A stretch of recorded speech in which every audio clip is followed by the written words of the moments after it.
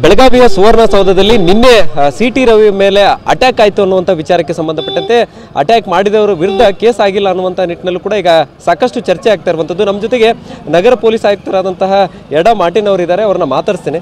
Sir, ನಿನ್ನೆ ಸುವರ್ಣಸೌಧದಲ್ಲಿ ಆದಂಥ ಘಟನೆ ಬಗ್ಗೆ ಏನಾದರೂ FIR ಆಗಿದೆಯಾ? ಸಾರಿಗೆ ಯಾವುದು ಆಗಿಲ್ಲ.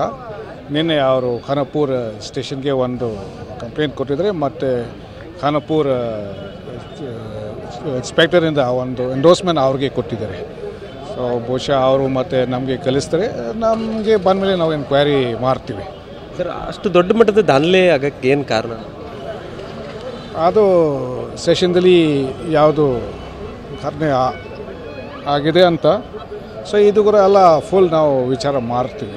ಪ್ಲ್ಯಾನ್ ಮಾಡ್ಕೊಂಡು ಬಂದಿದ್ರು, ನನ್ನನ್ನು ಹೊಡೆಯಕ್ಕೆ ಬಂದಿದ್ರು, ಅದು ಎಲ್ಲ ನಾವು ವಿಚಾರ ಮಾಡಬೇಕು. ಸೊ ಅದಕ್ಕೆ ಅಷ್ಟು ಫುಲ್ ಮಾಹಿತಿ ಇರಲಿಲ್ಲ ನನ್ನ ಹತ್ರ.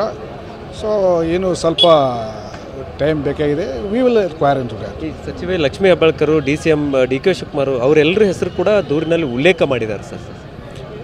ಅದು ನಾನು ಏನು ಹೇಳ್ತಾ ಇದ್ದೀನಿ, ಅದು ಎಂಡೋರ್ಸ್ಮೆಂಟ್ ಕಾಪಿ ಅದು ನಮಗೆ ಬರಬೇಕು.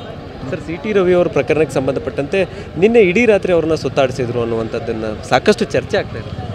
ಚರ್ಚೆ ಇದು ಯಾಕೆ ಇದು ಆಗಿದೆ, ಯಾಕಂದರೆ ಮೊದಲು ನಾವು ಒಂದು ಜಾಗದಲ್ಲಿ ನಾವು ಇಟ್ಕೊಂಡಿದ್ವಿ. But many people got it. So ಅವರ ಸೇಫ್ಟಿ ಸಲುವಾಗಿ ನಾವು ಬೇರೆ ಕಡೆಗೆ ನಾವು ಶಿಫ್ಟ್ ಮಾಡಿದ್ವಿ. ಸೊ ಇದಿಷ್ಟು ಸದ್ಯ ಈಗ ನಗರ ಪೊಲೀಸ್ ಆಯುಕ್ತರ ಮಾತು. ಕ್ಯಾಮ್ರಾಮನ್ ಸದಾಶಿವ ಜೊತೆ ಸಹದೇವ್ ಮನೆ TV9 ಬೆಳಗಾವಿ.